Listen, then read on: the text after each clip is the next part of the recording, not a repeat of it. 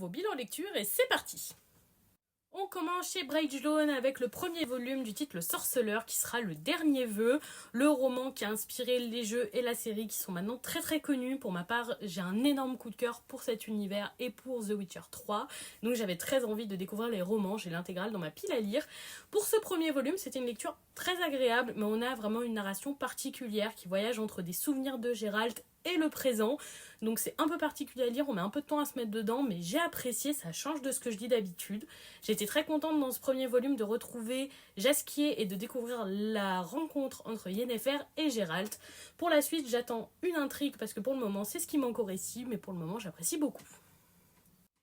On passe chez Khotoun avec le troisième tome du titre Comment Raeliana a survécu au manoir Windnight. J'étais un peu perdue à la lecture de ce tome parce que j'ai lu les deux premiers il y a vraiment longtemps, j'ai du mal à me remettre dedans, mais j'ai apprécié ma lecture. J'aime la relation qui se développe entre Raeliana et notre personnage masculin. Pour le moment, c'est une très bonne lecture, un très bon webtoon et j'apprécie.